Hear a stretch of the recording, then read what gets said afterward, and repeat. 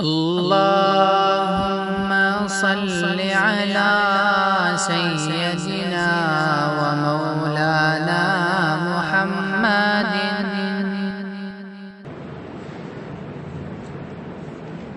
رسول اکرم صلی اللہ تعالی علیہ وسلم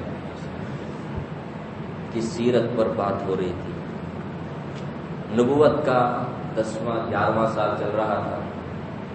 معراج کا واقعہ پیش آیا. معراج کی واقعے کو نبی صلی اللہ علیہ وسلم نے قریش مکہ کے سامنے رکھا تو ان کا ریئیکشن کیا تھا؟ اتنے بڑے معجزے کو سن کر دیکھ کر بھی ان لوگوں نے مانا نہیں، جبکہ آپ نے علامتیں بھی بتائیں، نشانیاں بھی بتائیں کہ بیت المقدس گئے تو وہاں کیا کیا دیکھا، اور قافلہ میں نے دیکھا، وہ قافلہ اتنے ٹائم میں آئے گا، ساری علامتیں بتائیں، لیکن ان لوگوں نے مانا نہیں. دشمنی، عداوت، بغض، اس میں کوئی کمی نہیں آئی، ابھی بڑھتی چلی گئی. تو نبی صلی اللہ علیہ وسلم نے یہ کیا کہ حج کے موسم میں دوسرے باہر کے قبیلے والے سب آتے ہیں حج کرنے کے. اس زمانے میں مشرک تھے، کافر تھے، لیکن حج کرتے تھے. مشرک ہونے کے باوجود حج کرنا کیا ہے؟ کعبۃ اللہ کا کیا کرنا؟ طواف کرنا. اور مینا میں، عرفات میں، مزدلفہ میں جو ٹہرنے کا ہے، جو حضرت ابراہیم علیہ السلام نے سیکھ کر کے اپنی قوم کو بتایا تھا، اس کے کچھ علامتیں باقی رہ گئی تھی تو اس کے اوپر عمل ہوتا تھا. تو نبی صلی اللہ علیہ وسلم حج کے موسم میں جب وہ لوگ اطراف و اکناف سے مکہ آتے تو ان کے پاس جا کر کے اسلام کی دعوت دیتے تھے، ایک اللہ کی طرف بلاتے تھے اور کہتے تھے کہ دیکھو ایک اللہ کو مانو، بت پرستی چھوڑ دو، اسلام قبول کرو، ایمان قبول کرو، اور جو اللہ تبارک و تعالیٰ نے دین میرے کو دے کر کے بھیجا ہے اس کی تم نصرت کرو، مدد کرو، تعاون کرو، تو اللہ تعالیٰ دنیا میں بھی تمہیں چمکائے گا، آخرت میں بھی کامیاب کرے گا. یہ آپ صلی اللہ علیہ وسلم دعوت دینے کے لیے حج کے موسم کے انتظار میں آئے ہوئے لوگوں کو کیا کرتے تھے؟ پیچھے پیچھے عبد العزیٰ، ابو لہب جسے کہتے ہیں، آپ کا حقیقی چچا تھا، یہ پیچھے پیچھے آتا اور کہتا لوگوں اس کی بات تو مت آنا، یہ بدعتی ہے، یہ تم لوگوں کو لات اور عزا، یہ بڑے بت کے نام، ان سے چھڑوا کر کے تمہیں یہ گمراہ کرنا چاہتا ہے، اس کی بات میں مت آنا، یہ تمہیں گمراہ کر دے گا. حالانکہ گمراہ تو خود ہیں، تو گمراہ کر دے گا. اس طرح سے پیچھے سے یہ کبھی پتھر بھی مارتا تھا اور لوگوں سے اس طرح کی بات کرتا تھا. لوگ نبی صلی اللہ علیہ وسلم کی بات پر دھیان نہیں دیتے تھے. یہ آپ صلی اللہ علیہ وسلم کے ساتھ ہونے والا ہوا. اس طرح آنے والے لوگوں کے ساتھ آپ صلی اللہ علیہ وسلم اسلام کی دعوت دیتے تھے. کوئی تو سختی سے جواب دیتا، کوئی نرمی سے جواب دیتا. بہرحال ہمارے نبی صلی اللہ علیہ وسلم آنے والوں کو اس طرح سے ذہن بنانے کے لیے، انہیں اسلام کی دعوت دینے کے لیے کوشش کرتے تھے. ایک مرتبہ اس طرح قبیلے بنو زہل بن شیبان، یہ قبیلے کا نام ہے، ان کے پاس آپ صلی اللہ علیہ وسلم حضرت ابوبکر اور حضرت علی رضی اللہ تعالی عنہما کے ساتھ گئے. مفروق بن عمر اور ہانی بن قبیصہ یہ قبیلے کے سردار ہیں. ان کے پاس آپ صلی اللہ علیہ وسلم اسلام کی دعوت رکھنے کے لیے گئے، اسلام کی دعوت دینے کے لیے گئے. ابوبکر رضی اللہ تعالیٰ عنہ نے تعارف کرایا. مفروق سے کہا کیا تم کو رسول اللہ صلی اللہ علیہ وسلم کی نبوت اور رسالت کے بارے میں معلوم نہیں ہے کہ یہ رسول اللہ صلی اللہ علیہ وسلم، رسول اللہ صلی اللہ علیہ وسلم کی طرف اشارہ کرتے ہوئے کہا یہی اللہ کے رسول ہیں، پیغمبر ہیں. مفروق نے کہا اچھا سنا تو ہوں کہ اللہ کے رسول آئے ہیں، اب تم قریشی ہو، اے قریشی بھائی ہو، تم خود بتاؤ تم کس چیز کی دعوت دیتے ہو؟ تو رسول اللہ صلی اللہ علیہ وسلم نے فرمایا میں ایک اللہ وحدہ لا شریک لہ کی دعوت دیتا ہوں، اور میں کہتا ہوں کہ میں اللہ کا بندہ ہوں، اللہ کا رسول. تم اس کے دین کی حفاظت، مدد کرو، تعاون کرو، حمایت کرو، اللہ تمہاری مدد کرے. اب قریش کے سامنے میں نے بات رکھی تو قریش نے حکم نہیں مانا. قریش کے سامنے میں نے بات رکھی لیکن قریش نے میری بات نہیں مانی. لیکن اللہ تبارک و تعالیٰ بے نیاز ہے. اللہ تبارک و تعالیٰ کو ہمارے ایمان کی ضرورت ہے. اگر ہم ایمان قبول کریں گے تو پھر اللہ تبارک و تعالیٰ ہمارا بھلا کرے گا. اگر ہم ایمان قبول نہیں کریں گے تو اللہ تبارک و تعالیٰ کو ہماری کوئی ضرورت نہیں ہے. اللہ بے نیاز ہے. واللہ هو الغنی، واللہ هو الغنی الحمید. اس لیے اللہ کے دین کو قبول کرو، اللہ کے دین کی مدد کرو، حمایت کرو. آپ صلی اللہ علیہ وسلم نے دعوت دی. مفروق نے پھر کہا آپ کس چیز کی طرف بلاتے ہیں؟ تو رسول اللہ صلی اللہ علیہ وسلم نے سورہ انعام کی وہ آیت پڑھی، قل تعالوا اتل ما حرم علیکم ربکم الا تشرکوا به شیئا وبالوالدین احسانا ولا تقتلوا اولادکم من املاق نحن نرزقکم وإیاہم ولا تقربوا الفواحش ما ظهر منها وما بطن ولا تقتلوا النفس التي حرم الله الا بالحق ذلكم وصاكم به لعلكم تعقلون. اس میں بڑی اچھی اچھی باتیں ہیں. اللہ تبارک و تعالیٰ نے سب سے پہلے کہا قل پیغمبر آپ کہیے تعالوا آپ اتل ما حرم علیکم ربکم، کہ تمہارے رب نے تمہارے لیے کیا کیا چیزیں حرام قرار دی میں وہ تمہارے سامنے گنا کر کے دکھاتا ہوں. اللہ تشرکوا به شیئا، اللہ کے ساتھ کسی کو بھی شریک مت ٹھہراؤ. ایک اللہ کی عبادت کرو، ایک اللہ کے ساتھ کسی اور کو شریک. کیونکہ یہ مشرک تھے. مشرک کا مطلب ہوتا ہے اللہ کو مانتے تھے لیکن اللہ کے ساتھ بتوں کی بھی پرستش کرتے تھے. تو اللہ کے ساتھ شرک مت کرو. والدین کے ساتھ احسان کرو، ان کے ساتھ اچھا برتاؤ کرو. اور کسی کیا کہتے ہیں ولا تقتلوا اولادکم، اپنی اولاد کو افلاس اور غربت کے ڈر سے قتل مت کرو. ولا تقتلوا اولادکم من املاق نحن نرزقکم وإیاہم. اللہ تعالیٰ فرماتے ہیں ہم تمہیں بھی اور تمہاری اولاد کو بھی روزی دیتے ہیں. روزی کوئی تم نہیں دیتے، روزی ہم دیتے ہیں. اور اسی طرح بے حیائی کی باتوں کے قریب بھی مت جاؤ. اور کسی انسان کو ناحق قتل مت کرو. جس کے قتل کرنے کو اللہ نے حرام قرار دیا، کسی کا مرڈر مت کرو، قتل مت کرو. اللہ تعالیٰ تمہیں تاکیدی وصیت کرتے ہیں تاکہ تم سمجھو. یہ آیت جب انہوں نے سنا مفروق نے تو کہا بہت ہی بہترین بات ہے، یہ کتنی اچھی بات ہے یہ. اور پھر کس چیز کی طرف آپ بلاتے ہیں؟ تو رسول اللہ صلی اللہ علیہ وسلم نے پھر ایک آیت پڑھی، ان اللہ یأمر بالعدل والاحسان وایتاء ذی القربى وینہی عن الفحشاء والمنکر والبغی یعظکم لعلکم تذکرون. کہ اللہ تعالیٰ تمہیں عدل اور احسان کا، انصاف کا اور احسان کا اور رشتہ داروں کے ساتھ حسن سلوک کا حکم کرتا ہے. اور وینہی عن الفحشاء والمنکر والبغی، اور بے حیائی کی باتوں سے، گناہوں کی باتوں سے اور اسی طرح ظلم کی باتوں سے اللہ روکتے ہیں. کہ اللہ تمہیں نصیحت کرتے ہیں تاکہ تم نصیحت حاصل کرو.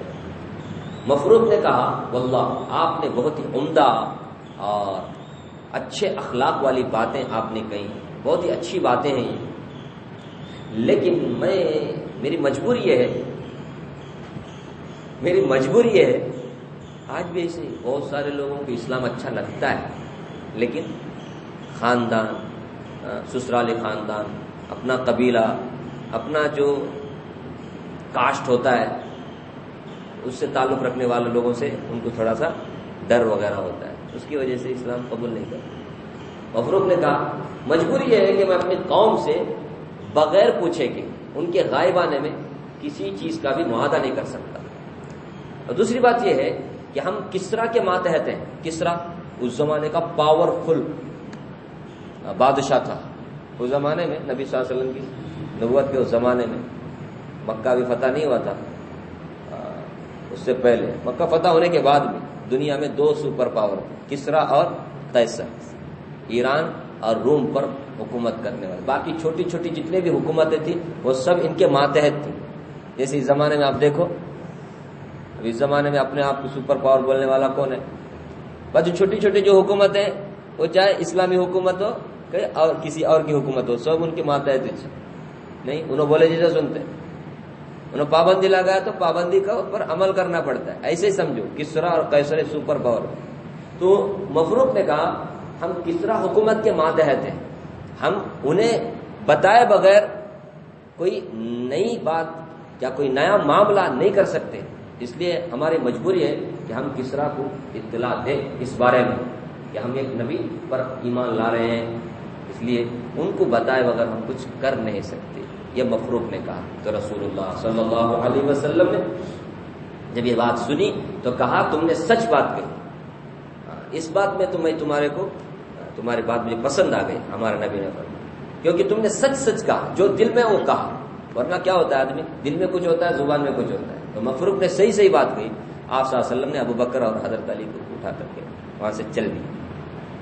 ابو مفروق نے اس کے بعد اسلام قبول کیا یا نہیں کیا اس بارے میں روایتیں خاموش ہے. بعض روایت سے معلوم ہوتا ہے اسلام بعد میں انہوں نے قبول کیا.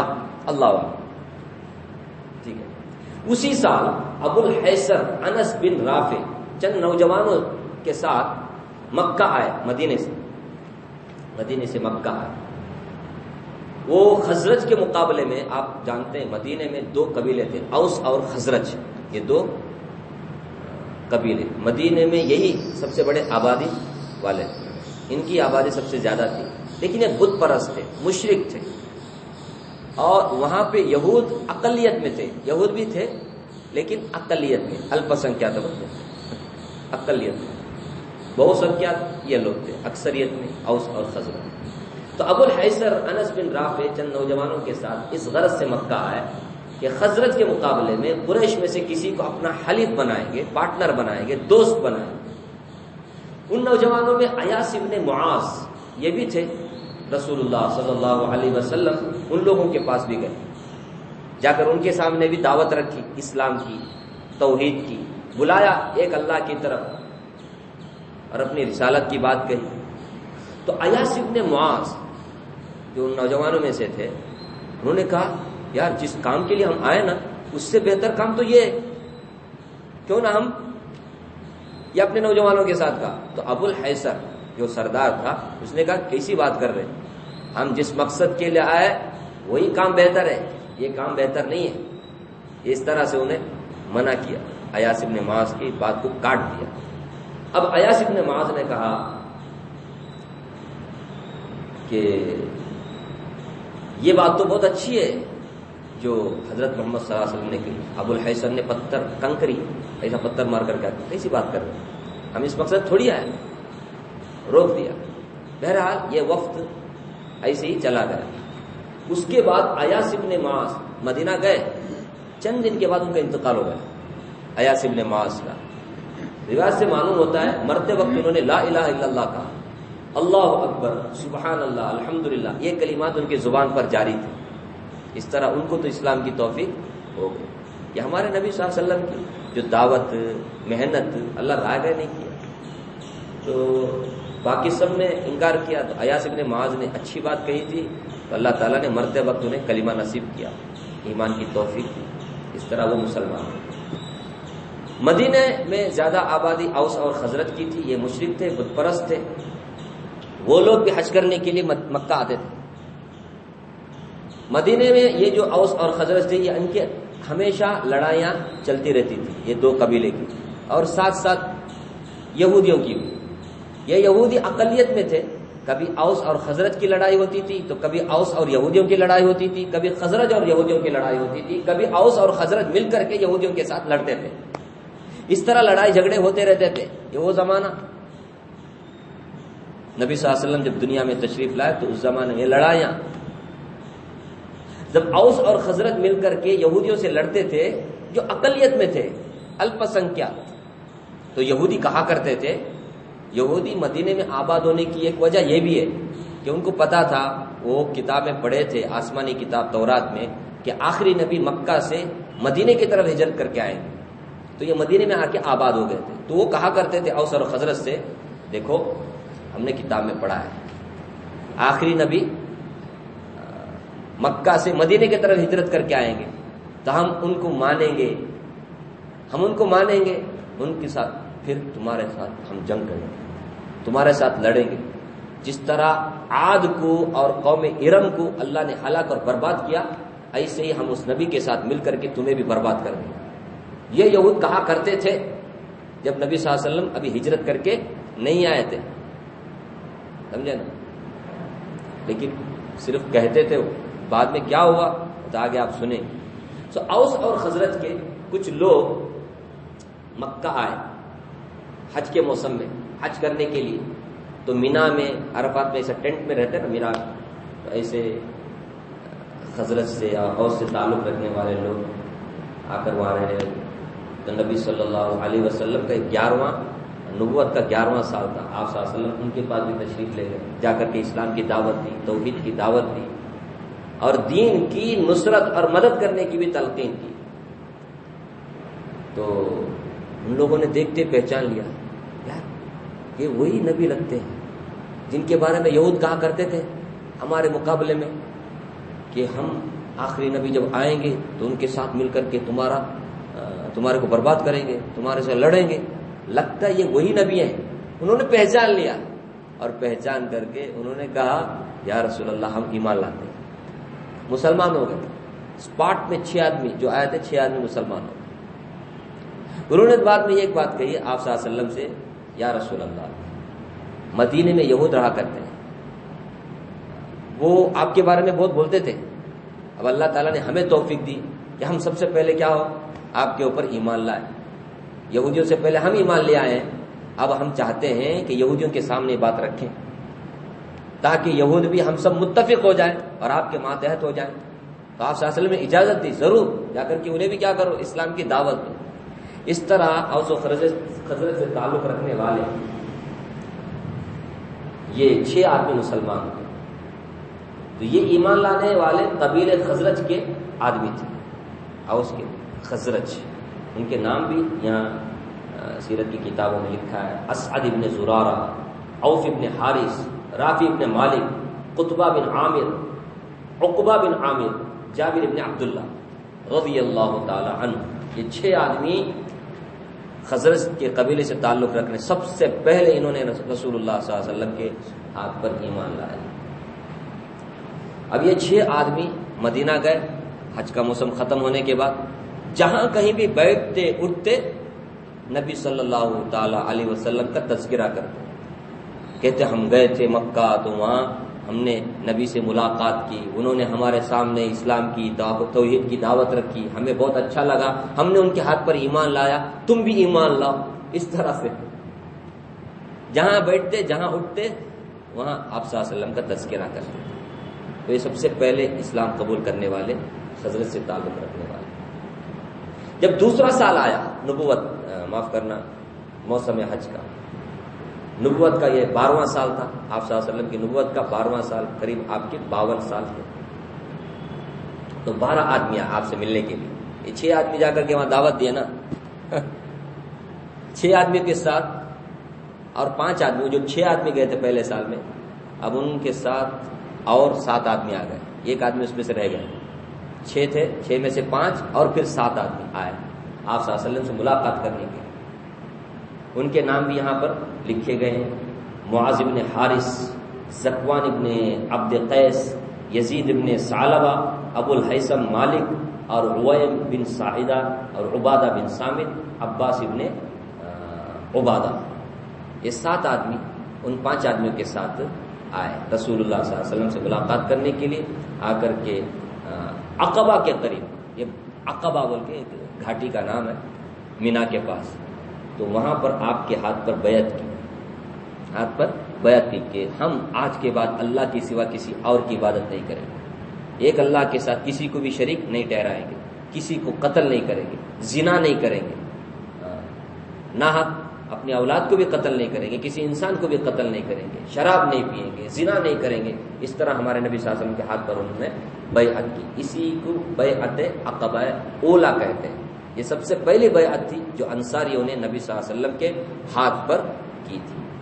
اس کے بعد جب یہ بیعت کر کے مدینہ منورہ واپس ہونے لگے تو رسول اللہ صلی اللہ علیہ وسلم نے عبداللہ ابن ام مکتوم اور حضرت مصعب ابن عمیر رضی اللہ تعالی عنہما کو معلم قرآن اور امام بنا کر کے بھیجا کہ تم جاؤ، جا کر کے مدینے میں انصاریوں کو قرآن کی تعلیم دو، قرآن پڑھنا سکھاؤ، اور وہاں لوگوں کو نماز پڑھانا یہ تمہاری ذمہ داری ہے۔ اس طرح مصعب ابن عمیر عبداللہ ابن ام مکتوم انصاری صحابیوں کے امام اور معلم بن کر کے گئے۔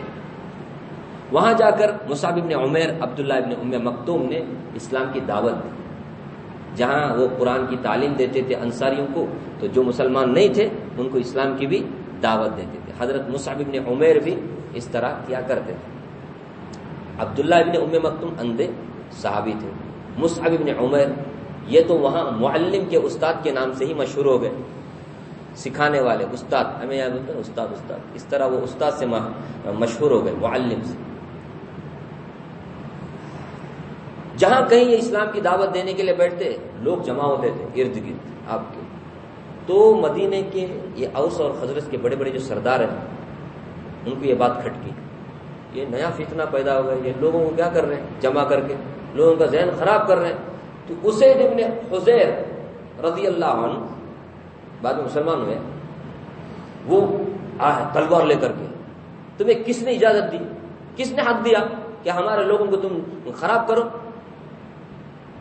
اس طرح سے انہوں نے ڈانٹا.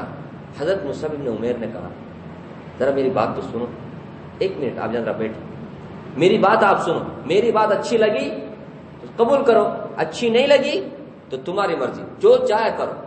حضرت مصعب ابن عمیر رضی اللہ تعالی عنہ نے اسید ابن حذیر رضی اللہ تعالی عنہ کے سامنے اسلام کی خوبیاں رکھی, اسلام کی دعوت دی کہ اسلام کیا سکھاتا ہے, قرآن کیا کہتا ہے, تعلیم دی. تو اسید ابن حذیر نے کہا یہ تو بڑی اچھی بات ہے, بہت اچھی بات ہے. انہوں نے قبول کیا. آئے تھے تلوار لے کر مارنے کے لیے, تو الٹا کیا ہو گئے, مسلمان ہو کر کے چلے گئے.